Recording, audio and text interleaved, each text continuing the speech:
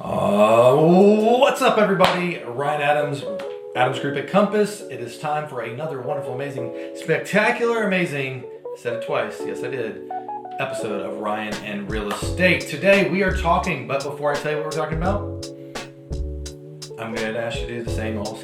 But it's good if you haven't done it. Maybe you've been sitting at your computer going, I've been watching all Ryan's videos, but I did not click subscribe. Now I'm talking to you, my friend. Click the subscribe button, hit the notification bell, and you're now going to hear about this great information, whether you want to or not. All right, today we're talking about this episode is, can anybody sell a house is the question, as a real estate agent. Right now, we're in a seller's market. It feels like any agent you picked would be able to sell the house. I mean, most agents could at this market, but are they getting the best offer? Are they getting the right buyer? Or they're not going to put you at risk as the seller? Most agents do the typical 3 Ps. They put it on the MLS, they put a sign in your yard, and then they pray it sells, which in this market, thankfully it's doing that. But you need an agent who's looking out for your best interest. And so what I want to talk about is, how do you actually, when you get these offers, how do you choose the right offer? Because you're gonna probably, if you at least market it somewhat well and you clean your house up a little bit and you price it mostly correct, you're probably gonna get an offer in this market. So how do you choose the right offer? And make sure your real estate agent is helping you understand how to choose the right market, or how to choose the right offer. So here's how I would suggest to do it.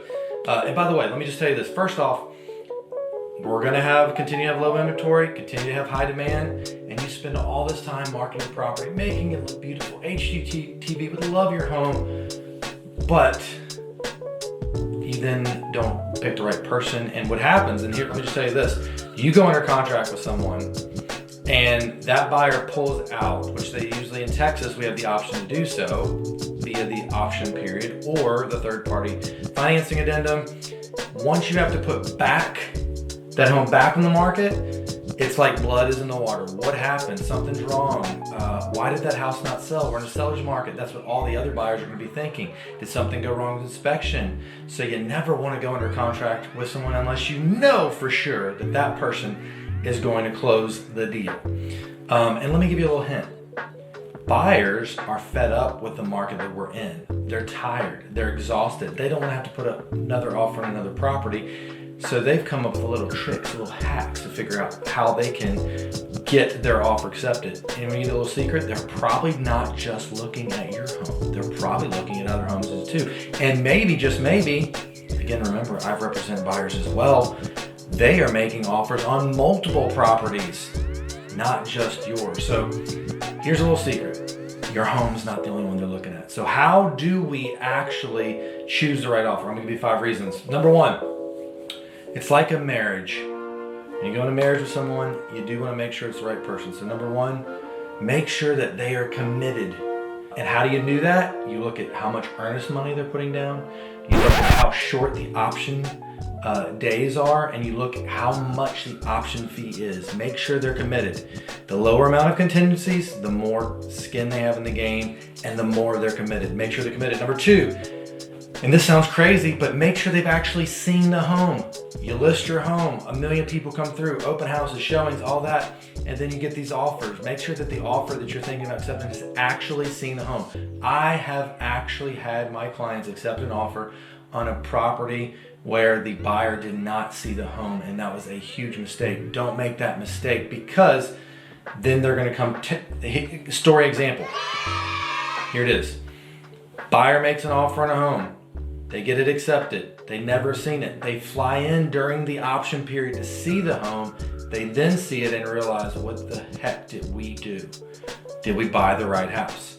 And then they, without anything on the line except for a couple $100, they back out of the contract. Don't let that happen to you. Make sure they've seen the home. Number 3, figure out, why do they love this property? Now, there's a lot of guidelines, RESPA guidelines, whatever, about how much a seller can know about a buyer, whatever.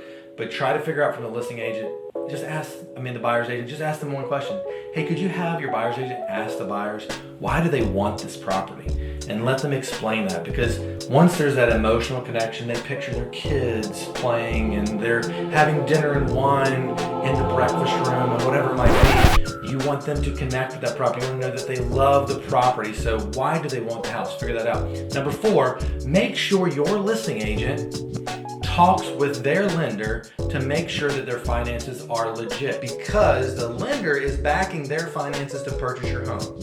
So a lot of, again, I've had sellers that never asked me that question, but as a good agent, I want to make sure I'm talking to the lender of the buyers to go, hey, are these guys legit? Do you really feel like they're going to close the deal on this? Are their finances as good as they say they are? That way you can get another reassurance that this is going to close the deal. And lastly, I just want to remind you this. Just because someone offers you the most amount of money doesn't mean they're the best buyer. There's lots of things that are in the contract that could make someone looks good at the sales price, but there's a lot of things that could go wrong. And you don't want those things to go wrong, because it could cost you thousands and thousands of dollars if you have to break up with that buyer. So that being said, that's just 5 things I would say when you're choosing an offer you need to think about. We will see you next time on Ryan and Real Estate. See you guys.